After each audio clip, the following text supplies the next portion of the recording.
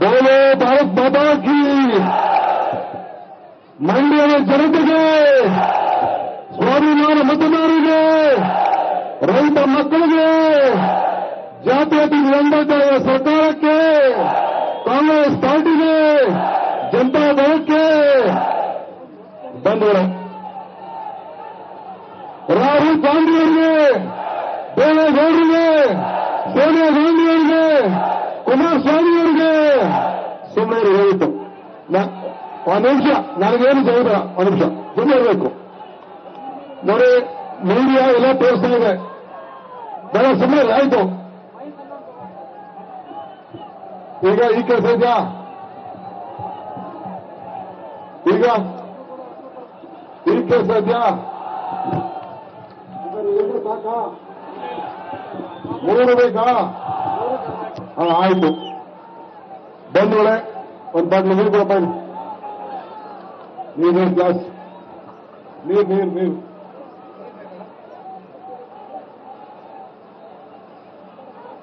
ಕೊಡು ಅದೇ ಕೊಡಬೇಕು.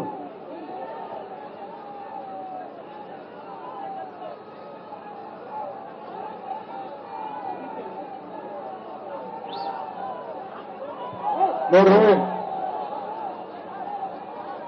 ನಾನೇನು ಹೇಳ್ತೀನಿ ನೋಡಿ, ಎಲ್ಲ ಮಾಧ್ಯಮಗಳು ಇಲ್ಲಿಂದ ಪ್ರಚಾರ ಮಾಡ್ತಾ ಇದ್ದಾರೆ. ನಿಮ್ಮ ಆವೇಶ ಕಿರ್ಸಲ್ಲಿ ನಾನು ಭಾಷಣ ಮಾಡಕ್ಕೆ ಇಲ್ಲಿ ಬಂದಿಲ್ಲ. ತಾಳ್ಮೆಗಳು ಇಲ್ಲಿದ್ದೀರಲ್ಲ, ದೇವರಿದ್ದಂಗಿದೆ ನಿಮ್ಗೆಲ್ಲ ನಾವು ಶಾಸ್ತ್ರಾಂಗ ನಮಸ್ಕಾರಗಳು. ಬಂಧುಗಳೇ,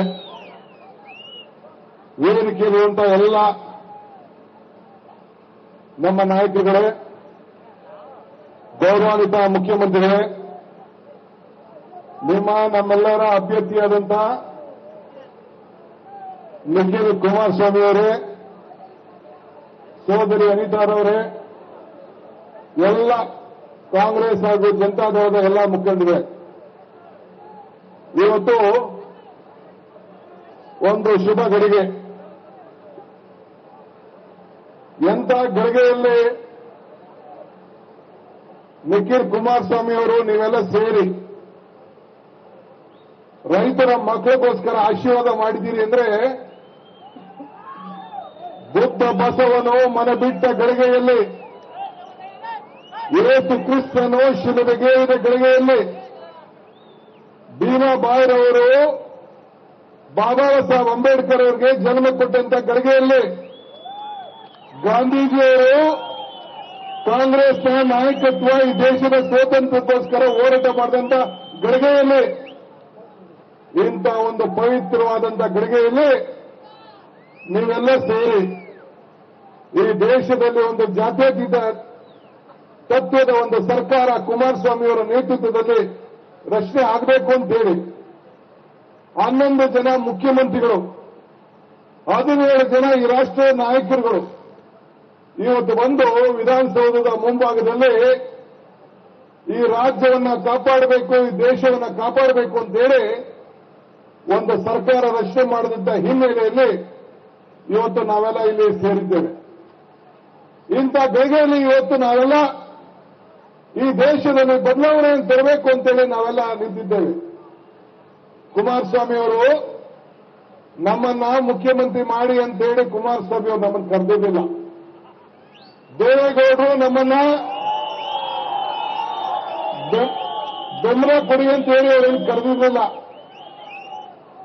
ರಾಹುಲ್ ಗಾಂಧಿಯವರು, ಸಿದ್ದರಾಮಯ್ಯನವರು, ನಾನು, ಪರಮೇಶ್ವರ್ ಅವರು, ವೇಣುಗೋಪಾಲ್ ಅವರು, ಗುಲಾಂ ನಬಿ ಆಜಾದ್ ಅವರು, ಅಶೋಕ್ ಗೆಹ್ಲೋಟ್ ಅವರು, ಮಲ್ಲಿಕಾರ್ಜುನ್ ಖರ್ಗೆ ಅವರು, ನಾವೆಲ್ಲ ಸೇರಿ ಈ ದೇಶದಲ್ಲಿ ಜಾತ್ಯತೀತ ತತ್ವ ಉಳ್ಕೊಳ್ಬೇಕು, ನಮ್ದು ಯಾವುದು ಕಂಡೀಷನ್ ಇಲ್ಲ, ನೀವು ಈ ಜವಾಬ್ದಾರಿ ವಹಿಸ್ಕೊಳ್ಳಿ.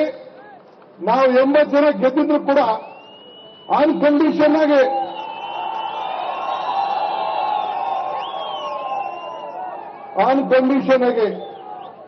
5 ವರ್ಷ ನಿಮ್ಮನ್ನ ಬೆಂಬಲಿಸ್ತೀವಿ ಅಂತ ಹೇಳಿ ನಾವು ಮಾತು ಕೊಟ್ಟು, ವಚನ ಕೊಟ್ಟು ಈ ಸರ್ಕಾರ ರಚನೆ ಮಾಡಿದ್ದೇವೆ. ಈ ಕೊಟ್ಟಂತ ಮಾತನ್ನ ಈ ಡಿ ಕೆ ಶಿವಕುಮಾರ್ ಆಗಲಿ, ರಾಹುಲ್ ಗಾಂಧಿಯವರಾಗ್ಲಿ, ಮಲ್ಲಿಕಾರ್ಜುನ್ ಖರ್ಗೆ ಅವರಾಗ್ಲಿ, ಸಿದ್ದರಾಮಯ್ಯನವರಾಗ್ಲಿ ವಾಪಸ್ ತೆಗೆದುಕೊಳ್ಳುವಂತ ಪ್ರಶ್ನೆ ಇಲ್ಲಿ ಉದ್ಭವ ಆಗೋದಿಲ್ಲ. ಕೊಟ್ಟ ಮಾತನ್ನ ಉಳಿಸ್ಕೊಂಡು ಈ ಜಾತ್ಯತೀತ ತತ್ವಕ್ಕೆ ನಾವೆಲ್ಲ ಸೇರಿ ಸರ್ಕಾರವನ್ನು ರಚನೆ ಮಾಡಿಕೊಂಡು ಇವತ್ತು ನಾವು ಕೆಲಸ ಮಾಡ್ತಾ ಇದ್ದೇವೆ. ಇವತ್ತು ಎಲೆಕ್ಷನ್ ಬಂದಿದೆ. ಎಲೆಕ್ಷನ್ ಬರೋಕ್ಕಿಂತ ಮುಂಚಿತವಾಗಿ ಬೈ ಎಲೆಕ್ಷನ್ ಪುಟ್ಟರಾಜು ಅವರು ರಾಜೀನಾಮೆ ಕೊಟ್ಟದ್ರಿಂದ ಬೈ ಎಲೆಕ್ಷನ್ ಬಂತು. ಆವತ್ತು ನನ್ನ ಸಹೋದರ ಅಂಬರೀಶ್ ಅವರು ಜೀವಂತವಾಗಿದ್ದರು. ಎರಡು ಪಕ್ಷಗಳು ಸೇರಿ ಆವತ್ತು ಶಿವರಾಮೇಗೌಡರಿಗೆ ನಾವು ಅಭ್ಯರ್ಥಿಯನ್ನಾಗಿ ಮಾಡಿದ್ರು. ಎಲ್ಲ ನಾಯಕರುಗಳು, ಕಾಂಗ್ರೆಸ್ ಪಕ್ಷದ ನಾಯಕರುಗಳು, ಸಿದ್ದರಾಮಯ್ಯನವರು ಆದಿಯಾಗಿ ನಾವೆಲ್ಲ ಸೇರಿ ಜಾತ್ಯತೀತ ಜನತಾದಳದ ಅಭ್ಯರ್ಥಿಗೆ ಬೆಂಬಲವನ್ನು ಕೊಟ್ಟು ಚುನಾವಣೆ ನಡೆಸಿ ಇವತ್ತು ಆಶೀರ್ವಾದ ಮಾಡಿ ಅವರು ಗೆಲ್ಲಿಸಿತು. ಚುನಾವಣೆ ಮುಂಚಿತವಾಗಿ ಬೈ ಎಲೆಕ್ಷನ್ ಬಂದಾಗ ನಾವೆಲ್ಲ ಒಗ್ಗಟ್ಟಿನಿಂದ ಇಲ್ಲಿ ರಾಮನಗರದಲ್ಲಿ, ಬಳ್ಳಾರಿಯಲ್ಲಿ, ಜಮಖಂಡಿಯಲ್ಲಿ ಎಲೆಕ್ಷನ್ ಮಾಡಿ ಎಲ್ಲ ಕಡೆ ಎಲೆಕ್ಷನ್ ಕೂಡ ನಾವು ಮಾಡಿದ್ದೇವೆ. ನಾವು ಶಿವಮೊಗ್ಗ ಒಂದು ಬಿಟ್ಟು ಮಿಕ್ಕಿದ ಕಡೆ ಎಲ್ಲ ಎಲೆಕ್ಷನ್ ಅನ್ನ ನಿಮ್ಮೆಲ್ಲರ ಆಶೀರ್ವಾದದಿಂದ ಇವತ್ತು ಲಕ್ಷಾಂತರ ಮತಗಳಿಂದ ಆಯ್ಕೆಯಾಗಿ ಆಶೀರ್ವಾದವನ್ನು ಮಾಡಿ ಕಳಿಸಿದ್ದೀವಿ. ಅಲ್ಲಿ ನನ್ನ ಸೋದರಿ ಅನಿತಾ ಕುಮಾರಸ್ವಾಮಿ ಅವರಿಗೆ ಬಿಜೆಪಿ ಅಭ್ಯರ್ಥಿ ಕಣಕ್ಕಿಳಿಸಿದ್ರು ಕೂಡ ಲಕ್ಷಕ್ಕೂ ಹೆಚ್ಚು ಅಂತರದಿಂದ ಇಡೀ ರಾಷ್ಟ್ರದಲ್ಲಿ ಒಂದು ದಾಖಲಾಗುವಂತಹ ಒಂದು ಮತವನ್ನು ಕೊಟ್ಟು ರಾಮನಗರ ಜನ ಆಯ್ಕೆ ಮಾಡಿದ್ರು. ಬಳ್ಳಾರಿಯಲ್ಲಿ ಉಗ್ರಪ್ಪನವರಿಗೆ ಎರಡು ಪಕ್ಷಗಳ ಒಗ್ಗಟ್ಟಿನಿಂದ ಸೇರಿ 2,43,000 ಅಂತರದಿಂದ ಅಲ್ಲಿ ಆಯ್ಕೆ ಮಾಡಿ ಕಳಿಸಿಕೊಟ್ರು. ಇದು ಇತಿಹಾಸ. ಇವತ್ತು ನಾವೆಲ್ಲ ಸೇರಿ ಜಾತ್ಯತೀತ ಜನತಾದಳಕ್ಕೆ ಈ ಎಲೆಕ್ಷನ್ ಬರೋಕ್ಕಿಂತ ಮುಂಚಿತವಾಗಿ ಈ ಸೀಟನ್ನ ನಾವು ಜನತಾದಳಕ್ಕೆ ಬಿಟ್ಕೊಟ್ಟು ಇಲ್ಲಿಯ ಸ್ಥಳೀಯ ಯುವಕರು, ಸ್ಥಳೀಯ ಶಾಸಕರು, ಮತದಾರರೆಲ್ಲ ಸೇರಿ ಈ ಜಿಲ್ಲೆಗೆ ಒಂದು ದೊಡ್ಡ ಶಕ್ತಿ ಕೊಡ್ತಾ ಇದ್ದೀರಿ. ನಮಗೆ ನೀರಾವರಿಯಲ್ಲಿ ಕಾವೇರಿ ಬೆಲ್ಟ್ನಲ್ಲಿ 6,000 ಕೋಟಿ ರೂಪಾಯಿ ಹಣವನ್ನ ಈ ರೈತರಿಗೋಸ್ಕರ ನೀವು ಕೊಟ್ಟಿದ್ದೀರಿ. ರೈತರ ಬದುಕನ್ನು ಹಸನು ಮಾಡ್ತಾ ಇದ್ದೀರಿ. ನಿಮಗೆ ನಾವು ಋಣವನ್ನು ತೀರಿಸಬೇಕು. ಎಲ್ಲಿ ಬೇಕಾದ್ರೂ ನಿಖಿಲ್ ಕುಮಾರಸ್ವಾಮಿ ಅವರು ಬೆಂಗಳೂರಲ್ಲಿ ನಿಂತ್ಕೋಬಹುದಾಗಿತ್ತು, ತುಮಕೂರಲ್ಲಿ ನಿಂತ್ಕೋಬಹುದಾಗಿತ್ತು, ಮೈಸೂರಲ್ಲಿ ನಿಂತ್ಕೋಬಹುದಾಗಿತ್ತು, ಎಲ್ಲಿ ಬೇಕಾದ್ರೂ ನಿಂತ್ಕೋಬಹುದಾಗಿತ್ತು. ಆದರೆ ನಮ್ಮ ಪ್ರತಿನಿಧಿಯಾಗಿ ಇಲ್ಲಿ ನೀವು ಅವಕಾಶ ಮಾಡಿಕೊಡ್ಬೇಕು ಅಂತೇಳಿ ಎಲ್ಲ ಸ್ಥಳೀಯ ಮುಖಂಡಗಳು ಕೇಳೋದ್ರಿಂದ ಅವರ ಒತ್ತಡದ ಮೇಲೆ ಇವತ್ತು ನಿಖಿಲ್ ಕುಮಾರಸ್ವಾಮಿ ಅವರಿಗೆ ಚುನಾವಣೆಯಲ್ಲಿ ನಾವೆಲ್ಲ ಸೇರಿ ಅವರಿಗೆ ಉನ್ನತರಾಗಿ ಆಶೀರ್ವಾದ ಮಾಡಲಿಕ್ಕೆ ನಾವೆಲ್ಲ ಇಲ್ಲಿಗೆ ಬಂದಿದ್ದೇವೆ. ಬಂಧುಗಳೇ, ನಿಮ್ ಕೇಳೋದಿಷ್ಟೇ, ಆವೇಶದಲ್ಲಿ, ಕೋಪದಲ್ಲಿ, ದ್ವೇಷದಿಂದ ತೆಗೆದುಕೊಳ್ಳುವಂತ ನಿರ್ಧಾರ ಅಲ್ಲ. ಈ ದೇಶದ ಐಕ್ಯತೆ, ಈ ದೇಶದ ಸಮಗ್ರತೆ, ಈ ದೇಶದ ಶಾಂತಿಗೋಸ್ಕರ ಈ ಚುನಾವಣೆ ನಡೀತಾ ಇದೆ. ಇಲ್ಲಿ ನನ್ನ ಸೋದರಿ ಸುಮಲತಾಗೂ ನಿಖಿಲ್ಗೂ ಇಲ್ಲಿ ಚುನಾವಣೆ ನಡೀತಾ ಇಲ್ಲ. ಈ ಚುನಾವಣೆ ನಡೀತಾ ಇರೋದು ಯಡಿಯೂರಪ್ಪನವ್ರಿಗೂ, ಮೋದಿಗೂ, ದೇವೇಗೌಡರಿಗೂ ನಡೀತಾ ಇರುವಂತ ಒಂದು ಚುನಾವಣೆ ಇದೆ. ನಡೀತಾ ಇರುವುದು ಈ ದೇಶದಲ್ಲಿ ವಿದ್ಯಾವಂತಿಂದ ಹೋದು ನಡೀತದೆ, ಬುದ್ಧಿವಂತಿಯಿಂದ ಹೋದು ನಡೀತದೆ. ಆದರೆ ಪ್ರಜ್ಞಾವಂತಿಕೆ ಇರಬೇಕು. ಈ ಎಲೆಕ್ಷನ್ ಏನ್ ನಡೀತಾ ಇದೆಯಲ್ಲ, ನಾನು ನನ್ನ ಬಿಜೆಪಿ ಸ್ನೇಹಿತರಿಗೆ ಹೇಳಲಿಕ್ಕೆ ನಾನು ಬಯಸ್ತಾ ಇದ್ದೇನೆ, ನಿಮ್ಮ ತಂತ್ರ, ನಿಮ್ಮ ಕುತಂತ್ರ ನಿನ್ನೆ ಪ್ರಕಟಣೆ ಆಗಿದೆ. ಇಲ್ಲಿಂದ ಇಲ್ಲಿಂದ ಎಷ್ಟೇ ಪ್ರಯತ್ನವನ್ನ ನಡೆದರೂ ಕೂಡ ನಿಮ್ಮ ತಂತ್ರ, ನಿಮ್ಮ ಕುತಂತ್ರಕ್ಕೆ ಈ ಮಂಡ್ಯ ಜನ, ಈ ಕರ್ನಾಟಕ ರಾಜ್ಯದಲ್ಲಿ ಉತ್ತರ ಸಿಗಲಿಕ್ಕೆ ಸಾಧ್ಯ ಇಲ್ಲ. ಇವತ್ತು ನೀವೆಲ್ಲ ಸ್ವಾಭಿಮಾನಿ ಮಕ್ಕಳು, ರೈತರ ನಿನ್ನೆ ಒಂದು ಮಾತು ಹೇಳಿದ್ದೇನೆ, ನಿನ್ನೆ ಒಂದು ಬಳ್ಳಾರಿಗೆ ಒಂದು ಮಾತು ಹೇಳಿದ್ದೇನೆ, ನಿಮ್ಮ ಹೆಣ ಹೊರೋರು ನಾವೇ, ನಿಮ್ಮ ಪಲ್ಲಕ್ಕಿ ಹೊರೋರು ನಾವೇ, ಬೇರೆ ಯಾರು ಬರಲಿಕ್ಕೆ ಸಾಧ್ಯ ಇಲ್ಲ. ಅಂಬರೀಷ್ ಅಣ್ಣ ಈ ಚುನಾವಣೆ ಸರ್ಕಾರ ರಚನೆ ಆದಮೇಲೆ ಕುಮಾರಸ್ವಾಮಿ ಸರ್ಕಾರ ಈ ರಾಜ್ಯಕ್ಕೆ ಬೇಕು ಅಂತ ಹೇಳಿಲ್ವಾ? ಕುಮಾರಸ್ವಾಮಿ ಅವ್ರಿಗೆ ಆಶೀರ್ವಾದ ಮಾಡಲಿಲ್ವಾ? ಈ ಅಂಬರೀಷ್ ಅಣ್ಣನ ಹೆಣವನ್ನ ಈ ಮಂಡ್ಯಕ್ಕೆ ಕುಮಾರಸ್ವಾಮಿ ತರಲಿಲ್ವಾ? ಆವತ್ತು ರಾತ್ರಿ ಬೇಡ, ಮಂಡ್ಯಕ್ಕೆ ತೆಗೆದುಕೊಂಡು ಹೋಗಬಾರದು ಅಂತೇಳಿ ಮಧ್ಯರಾತ್ರಿ ತೀರ್ಮಾನ ಆಯಿತು. ಆದರೆ ಕುಮಾರಸ್ವಾಮಿ ಅವರು ಆ ಮಂಡ್ಯಕ್ಕೆ ನನ್ನೊಬ್ಬ ಸ್ನೇಹಿತ ಆದ, ನಾನು ಈ ದೇಶದ ಒಬ್ಬ ಪ್ರಧಾನಮಂತ್ರಿ ಸೀಟನ್ನ ರಾಮನಗರದಲ್ಲಿ ರಾಜಕಾರಣಕ್ಕೆ ತರಬೇಕು ಅಂತೇಳಿ ನಮ್ಮ ದೇಶದ ಪ್ರಧಾನಮಂತ್ರಿ ದೇವೇಗೌಡರ ಸೀಟನ್ನ ಮಂಡ್ಯದಲ್ಲಿ ನಾವು ನಿಲ್ಲಿಸಿದ್ದು, ಅವತ್ತು ರಾಮನಗರದಲ್ಲಿ ನಿಲ್ಲಿಸಿದ್ದು. ಆದರೆ ಮತ್ತೆ ರಾಜಕೀಯದಲ್ಲಿ ಪ್ರವೇಶ ಮಾಡಬೇಕು ಅಂತೇಳಿ ಅದರ ಬೆಂಬಲವಾಗಿ ನಾನು ನಿಂತ್ಕೊಂಡಿದ್ದೆ. ರಾಜಕಾರಣದಲ್ಲಿ ಏನೇ ಭಿನ್ನಾಭಿಪ್ರಾಯ ಇರಲಿ, ಅಂಬರೀಷ್ಗೆ ಒಳ್ಳೇದಾಗಬೇಕು ಅಂತೇಳಿ ನಾವು ಬಯಸಿದ್ದೇವೆ ಅಂತೇಳಿ. ಹಂಗೆ ಇವತ್ತು ರಾಜಕಾರಣದಲ್ಲಿ ಹೃದಯ ಶ್ರೀಮಂತಿಕೆ ಇರಬೇಕು. ನಾನು ಕುಮಾರಸ್ವಾಮಿ ಹೋರಾಟ ಮಾಡಿದ್ದೇವೆ, ಬೇಕಾದಷ್ಟು ಜಗಳ ಮಾಡಿದ್ದೇವೆ. ಆದರೆ ರೈತರು ಬದುಕಿಸಬೇಕು, ಈ ರಾಜ್ಯವನ್ನು ಬದುಕಿಸಬೇಕು. ನಮ್ಮ ಪಕ್ಷ ಅಧಿಕಾರಕ್ಕೆ ಬಂದಿದ್ರೆ ನಾವೇ ಮಾಡಬೇಕಾಗಿತ್ತು.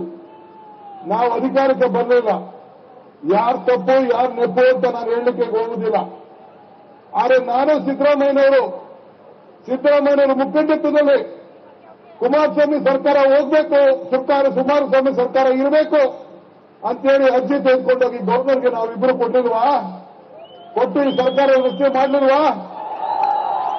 ರಾಹುಲ್ ಗಾಂಧಿಯವರು, ಚಂದ್ರಬಾಬು ನಾಯ್ಡು ಅವರು, ಮಮತಾರವರು, ಸೋನಿಯಾ ಗಾಂಧಿಯವರು ಎಲ್ಲರೂ ಕೂಡ 17 ಜನ ಈ ರಾಷ್ಟ್ರದ ಮುಖಂಡರುಗಳು ವಿಧಾನಸೌಧ ಮುಂದೆ ಬಂದು ಈ ರಾಜ್ಯದಲ್ಲಿ ಸಂಯುಕ್ತ ಸರ್ಕಾರ ಇರಬೇಕು ಅಂತೇಳಿ ಆಶೀರ್ವಾದ ಮಾಡಿದ್ರೆ ಇಲ್ವೋ?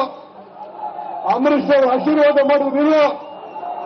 ಅಂಬರೀಷ್ ಅವರ ಆತ್ಮಶಾಂತಿಗೆ, ಅವರ ಆತ್ಮಕ್ಕೆ ಶಾಂತಿ ಸಿಗಬೇಕು ಅಂದ್ರೆ ನಿಖಿಲ್ ಗೌಡ್ರಿಗೆ ನೀವೆಲ್ಲ ಆಶೀರ್ವಾದ ಮಾಡಬೇಕು. ನನ್ನ ಹತ್ರ ಸೋದರಿ ಸುಮಲತಾ ಅವರವರು, ಒಂದು ನಿಮಿಷ ಇರಿ ಸ್ವಲ್ಪ, ಸೋದರಿ ಸುಮಲತಾ ಅವರು ನನ್ನ ಹತ್ರ ಬಂದಿದ್ರು, ನನ್ನ ಬೆಂಬಲ ಕೇಳಿದ್ರು, ಸಿದ್ದರಾಮಯ್ಯನ ಬೆಂಬಲ ಕೇಳಿದ್ರು. ನಾವು ಹೇಳಿದೆವು, ಎಲೆಕ್ಷನ್ ಮುಂಚಿತವಾಗಿ ಶಿವರಾಮೇಗೌಡ ಎಲೆಕ್ಷನ್ ಅಲ್ಲಿ ನಾವು ಟಿಕೆಟ್ ಅನ್ನ ಬಿಟ್ಟುಕೊಟ್ಟಿದ್ದೇವೆ. ಈಗ ನಾವು ವಾಪಸ್ಸು ಆ ಸೀಟ್ ಕೊಡಿ ಅಂತ ಕೇಳಿದ್ರೆ ನಮ್ಮ ಧರ್ಮ ಇಲ್ಲ. ನಿಮ್ಗೇನಾದ್ರು ರಾಜಕಾರಣದಲ್ಲಿ ಆಸಕ್ತಿ ಇದ್ರೆ ಬಹಳ ಸಂತೋಷ. ಅದಕ್ಕಿಂತ ಮುಂಚಿತವಾಗಿ ನೀವು ಬೇಕಾದ್ರೆ ಮೈಸೂರಲ್ಲಿ ನಿಂತ್ಕೊಳ್ಳಿ, ಬೆಂಗಳೂರಿನಲ್ಲಿ ನಿಂತ್ಕೊಳ್ಳಿ, 2 ಪಕ್ಷಗಳು ಬೆಂಬಲವಾಗಿ ನಾವು ನಿಂತ್ಕೊಳ್ತೇವೆ, ರಾಜಕಾರಣಕ್ಕೆ ತರ್ತೇವೆ, ನಿಮ್ಮ ರಾಜ್ಯಸಭಾಗೆ ಬೇಕಾದ್ರೆ ಕಳಿಸ್ಕೊಡ್ತೇವೆ ಅಂತ ಹೇಳಿದ್ರು. ಆದರೆ ಕುಮಾರಸ್ವಾಮಿ ನನಗಿಂತ ಮುಂಚಿತವಾಗಿ 2 ತಿಂಗಳಲ್ಲೇ ನನ್ನ ಸೋದರಿಗೆ MLC ಮಾಡ್ತೀನಿ, ನಿಂತ್ಕೊಳ್ಳಮ್ಮ, ನೀವು ರಾಜಕಾರಣಕ್ಕೆ ಬರಬೇಕು ಅಂತೇಳಿ ಅವರ ಸೀಟನ್ನು ಬಿಟ್ಕೊಟ್ಟು. ನಾನು ಹೇಳಿದೆ, ಬೇಕಾದ್ರೆ ಜನತಾದಳ ಸಿಂಬಲ್ ನಿಂತ್ಕೊಳ್ಳಿ, ಇಲ್ಲ ಕಾಂಗ್ರೆಸ್ ಸಿಂಬಲ್ ನಿಂತ್ಕೊಳ್ಳಿ ಅಂತ ಹೇಳಿದೆ. ಆಕೆಗೆ ಪಾಪ ಯಾರೋ ಹಿಂದೆ ಪಾಪ ಕೀ ಕೊಡ್ತಾ ಇದ್ದಾರೆ. ಬಾಗ್ಲು ಯಾರು ಕೀ ಕೊಟ್ಟರು ಕೂಡ ಬಾಗ್ಲು ಬಹಳ ದೊಡ್ಡದಿರ್ತದೆ. ಬೀಗಿದ ಕೈ ಯಾರದೇ ಕೈಯಲ್ಲಿ, ಆದರೆ ಒಂದು ಸಣ್ಣ ಕೀ ಸಾಕು. ಆ ಸಣ್ಣ ಕೀ ನಿಮ್ ಕೈಯಲ್ಲಿದೆ. ಮಂಡ್ಯದಿಂದ ಇಂಡಿಯಾವರೆಗೂ ರಾಜಕಾರಣ ಮಾಡಬಹುದು ಅಂತ ಮಾತಿದೆ. ನೀವು ಮಂಡ್ಯ ಜನ ಸ್ವಾಭಿಮಾನ ಮತದಾರರು, ನೀವು ಚರ್ಚೆ ಮಾಡಕ್ ಹೋಗಬೇಡಿ. ಕೊಟ್ಟ ಮಾತನ್ನು ವಾಪಸ್ ತೆಗೆದುಕೊಳ್ಳೋದಿಲ್ಲ. ಸಿದ್ದರಾಮಯ್ಯನವರು ಎಲ್ಲ ತಾಲೂಕು ಚುನಾವಣೆ ಪ್ರಚಾರಕ್ಕೆ ಬರ್ತಾ ಇದ್ದಾರೆ, ನಾನು ಬರ್ತಾ ಇದ್ದೀನಿ. ಕಾಂಗ್ರೆಸ್ ಜನತಾದಳ 2 ಸೇರಿ ಒಗ್ಗಟ್ಟಿನಿಂದ ನಿಖಿಲ್ ಅವರು ಲಕ್ಷಾಂತರ ಲೀಡರಿಂದ ಗೆಲ್ಸುವಂತ ಕೆಲಸ ನೀವೆಲ್ಲ ಮಾಡಬೇಕು. ಇವತ್ತು ಏನು ಜನಸಾಗರ ನೀವೆಲ್ಲ ಸೇರಿದ್ದೀರಿ. ನಾನು ಇಲ್ಲಿಗೆ ಬರ್ಬೇಕಾದ್ರೆ 3 ಗಂಟೆ ತಡವಾಗಿ ಅಡ್ಡ ಗಾಡಿಗಳು ನಿಂತ್ಕೊಂಡು ಬಹಳ ಕಷ್ಟದಲ್ಲಿ ಬಂದೆ ನಾನು. ಅಷ್ಟು ಜನಸಾಗರ, ಈ ಮಂಡ್ಯದ ಇತಿಹಾಸ ಸೃಷ್ಟಿ ಮಾಡುವಂತ ಜನಸಾಗರ ಆಶೀರ್ವಾದವನ್ನು ನಿಖಿಲ್ ಕುಮಾರಸ್ವಾಮಿ ಅವರಿಗೆಲ್ಲ, ಇಡೀ ಸರ್ಕಾರಕ್ಕೆ ಆಶೀರ್ವಾದ ಮಾಡಲಿಕ್ಕೆ ನೀವೆಲ್ಲ ಸೇರಿ ಇಲ್ಲಿ ಬಂದಿದ್ದೀರಿ. ನಾನು ಹೇಳ್ತೇನೆ, ಕೊಟ್ಟ ಮಾತನ್ನು ವಾಪಸ್ ತೆಗೆದುಕೊಳ್ಳುವುದಿಲ್ಲ. ರಾಹುಲ್ ಗಾಂಧಿಯವರು, ಸೋನಿಯಾ ಗಾಂಧಿ ಅವರು ಏನು ಮಾತು ಕೊಟ್ಟಿದ್ದಾರೆ, ನಾನು ವ್ಯಕ್ತಿ ಪೂಜೆ ಮಾಡೋನಲ್ಲ, ಪಕ್ಷದ ಪೂಜೆ ಮಾಡೋ ನಾನು. ಈ ಮಾತನ್ನು ನಾನು ಹಿಂದೆ ಕೂಡ ನಾನು ಹೇಳಿದ್ದೇನೆ. ನಮ್ಮ ಕಾಂಗ್ರೆಸ್ ಪಕ್ಷ ಜನತಾದಳ ಸರ್ಕಾರ ಇದಕ್ಕೆ ಬೆಂಬಲವನ್ನು ಕೊಟ್ಟು ಇಬ್ಬರು ಸೇರಿ ಈ ರಾಜ್ಯವನ್ನ ಕಾಪಾಡಬೇಕು, ಉಳಿಸಬೇಕು ಅಂತೇಳಿ ಜನ ಇವತ್ತು ನಮ್ಮ ನಾಯಕರುಗಳು ತೀರ್ಮಾನ ಮಾಡಿದ್ದಾರೆ. ಈಗ ಬದ್ಧವಾಗಿ ನಾವು ಕೆಲಸ ಮಾಡ್ತೇವೆ. ಎಲ್ಲ ವರ್ಗದ ಜನರನ್ನ ಇವತ್ತು ಬರೀ ಮಂಡ್ಯ ಅಲ್ಲ, ಇಡೀ ರಾಜ್ಯದ ಎಲ್ಲ ಜನರನ್ನ ಒಟ್ಟು ತೆಗೆದುಕೊಳ್ಳುವಂತ ಕೆಲಸ ಮಾಡ್ತೇವೆ.